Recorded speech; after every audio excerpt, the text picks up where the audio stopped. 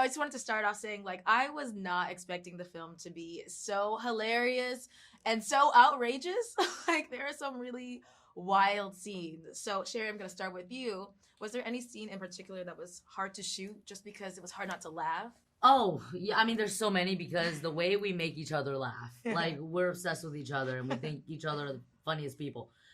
When Steph is hysterically crying and yelling and we're all fighting in Korea, I couldn't keep it together. In the final cut, I can tell that I'm laughing. Like my really mouth, laughing. the way my mouth is like, you know, I'm supposed to be mad. Yeah. Baron Davis was so much fun. I just want to say that. Shout out to Baron Davis because he was such a good sport. You know, he really caught everything I threw at him. Yeah. So shout out to Baron Davis. Yeah. I mean, like, truly, there was a scene that got cut. That was Sherry's audition scene. Because we could not stop laughing. Couldn't keep it together. but Probably there's not a lot clean of take it. in sight. And it's never it's just because I would forget that I'm an actor and I would just be like, she's so funny, she's so funny. Yeah. But once you know, it's like the church goals. It's like over once you start really laughing.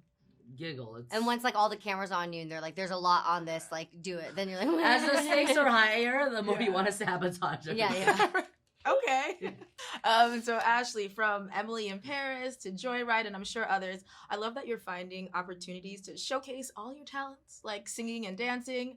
So I'm wondering, when is like Ashley Park in the pop star era gonna happen? Because I'm ready. Oh my gosh, I got to live it through Brownie Tuesday, right? Yeah.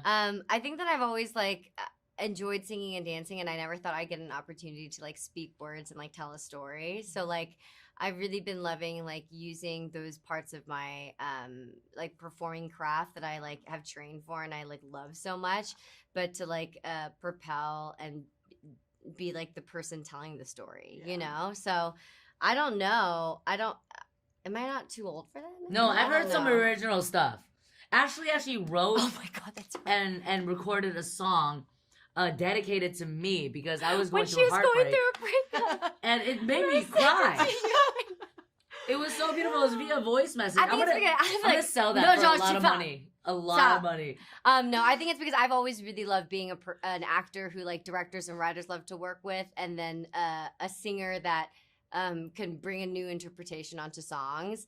But I never had the guts to like tell my own story or like find my own voice. And I started a little bit, and I sent Sherry that. Yeah. Well, don't sleep on it. Like I can see it. I really can see it. I can see it too. I would love that. We did some dancing this morning. And I was like, oh my God, I love this. I forgot. Yeah. Well, Sherry, do you feel like a different sense of pride and excitement to be on a project where you're not the minority in the cast or on set? Honestly, we've been used to being the token Asian person or, you know, just like planted as a device for, you know, the butt of the joke and just supporting and only supporting. The fact that we all get to exist simultaneously on the big screen and have different personalities and be so multidimensional and have arcs, it's just the best feeling. Well, I think it's also because like when you're the only one, you kind of you feel like you have the responsibility of just as everybody should, like feeling the best that they can, but like you're the only one, you know, so all eyes in a certain way are on you to prove that like you are worthy of being there. So there's so alleviating to not only be surrounded by on screen, but like behind the screen and led with so many people who are in charge who had a similar background to us and looked like us, so that we were able to just solely focus on what the story and the characters were and not feel like, okay, if I mess up at all, like that's, you know, that's on me. Yeah. And just focus on the funny. Yeah. You know? You guys did that. Yeah. Last quick question, just because Oh, my God. This part is so devastating, It's Jeff. so hard. But, You're so good at your job, you guys are though, amazing. but No, you you are. guys. Aw, Great thank job. So I gotta say, guys, this film was hilarious. So I'm gonna start with you, Stephanie. Reading the script, was there anything that you were like, oh my God, are we really gonna do this? I think I just didn't realize that people would actually ever watch anything, any of it. And so I was like, oh yeah, that body part, of course. What else would you do, right? So I felt really game, and I think the shock came a little bit after for me. Yeah, and I was like, well, it's not my body, so I'm fine. Well, all the characters are really hilarious and needed. But Sabrina, if you could, who would you switch roles with? Ooh. Oh my God. I think either I would want to play Kat, or I actually am too scared to play Lolo. There's too much pressure to be like so funny all the time. Yeah. And also Kat, I mean, I would just love to be so femme for a little bit. I'd say for you. I mean, I don't think I'm pure enough in my soul to be a Deadeye anymore.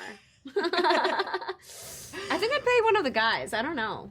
Oh yeah, I want to play Baron Davis. I want to play Baron Davis in the role of his life. Like I'm not just I want to be Baron. cast as Baron. Yeah.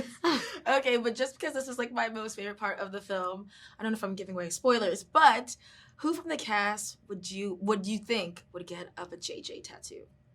Either of you.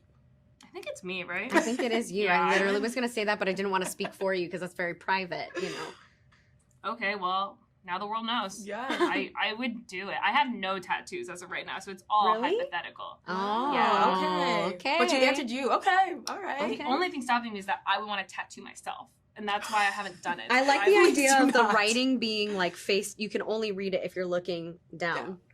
Yeah. That's a vibe. Okay, well, so your characters were put on the spot and were forced to sing a song. You guys chose Cardi B's WAP. But I'm going to start with you, Stephanie. If you had to sing a song from beginning to end to save your life, what song would you sing? I was just saying to someone earlier, I'm obsessed with Janelle Monáe's new album. And Flow is just like, I mean, it's just like, like that, you know? Like that. Like Well, that. if I'm totally honest, like the only artist that I really know, like their songs like that, is actually Amy Winehouse. Not to be so gay, but so I could sing all of Valerie, or maybe I'm no good. Yeah. Okay.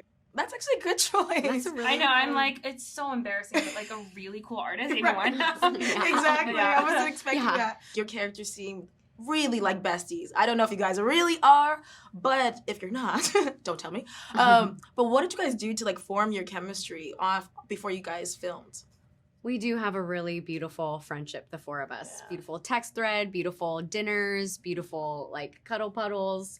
I think just immediately when you're in a group where you feel safe, it's just that much easier to just bond. And yeah, we didn't have to work too hard at it. There's so much care there. Like filming is a version of trauma bonding. In itself. It is. So it doesn't really matter if you feel safe or not. But we also like lived in the same we lived like very close to each other for a while, and we're always hanging out on and off set. So. Yeah. We would like film for a whole day and then just go to someone's apartment at the end of the shoot day. Yeah. So Sweet. cute. Yeah. Well, my time is up, but thank you guys so much. And congrats. The film is so good. Thank good. you. All right. Well, hello. Hi. I just had to say thank you because I really needed the laugh that I got watching the movie. I laughed the whole movie. That makes me so happy. Yes. Like, I thought The Hangover had wild scenes, but I think Joyride might beat it. I really do. You know, they set the bar real high, Yeah. but I think we got a shot. Yeah, no, for sure. So what was the process of bringing these wild scenarios to life on camera? It all started from me and my friends, Cherry Chiva and Teresa Shao. We're like writer friends who go way back. And we just go out to dinner and crack ourselves up with all these nasty stories. You know, we heard from our friends, from our dating lives. And we thought, you know what? Let's do this. Let's write and create a movie that we wish we had when we were growing up. Oh, you guys killed it. Like, really Thank you. did. But I also love how you tackled, like, Asian stereotypes and microaggressions, but with comedy and really taking control of the narrative. So, in the process of creating the film, what was your mindset going into it? Like, what were you hoping viewers took away after watching it? You know, I hope viewers look at this movie and, first of all, are filled with exuberance and joy. And also to feel like, that Asian Americans can be the hero of their own stories, that it's not just about Asian Americans, it's about any underrepresented group in this country. We haven't seen our faces out there. We haven't seen ourselves depicted in our fullness. And I hope they come away, being more open to everyone's stories. Yeah. Well, this is also your directorial debut, correct? Yes. Yeah, well, congrats to that. Thank you. So was there any unexpected challenges that came up while directing, it's a new role for you. Unexpected challenges every day. And it wasn't just my directorial debut. I was directing a movie during a COVID lockdown before the vaccines in Vancouver. So it was having to shoot Vancouver for Asia. It was having to do it with full COVID protocols. But I will say, you know, with our cast and our crew, they all felt like we were doing something special, and they gave it their all. They really did. Was there a certain scene in particular that you're like really proud of how it came out? You know, there are a number of scenes like that. I think I'm probably most proud of the K-pop sequence. Yes. Because it came from such a crazy place of like, oh, characters have to pretend to be in a K-pop group. This is just going to be weird. And it's so easy for a scene like that to come off lame. Yeah. But with our amazing cast, we had them choreographed by the amazing Joe Tuliao. You know, they recorded the song together. Ashley Park and Sherry Cola are like trained Broadway performers. And so when they were performing on set, we had a moment of like, oh my God, are they K-pop stars? Yeah, Did we just actually create legit. a K-pop group? Yeah. So, you know, the star power coming off of them when they were performing was just so joyful. It was one of those magic moments where you're like, you know what, whatever happens to the movie, we'll always have this. They seemed very legit. Like, I would believe it. Mm-hmm. And just because this was like my most favorite part of the movie, I have to ask, who from the cast do you think would actually get a JJ tat? Of a JJ tag? Yes. Sherry Cola. I don't know. No, I'm just like, you know, it's just like if I had to put money on it, yeah. All right. Well, thank you so much. Thank you so much.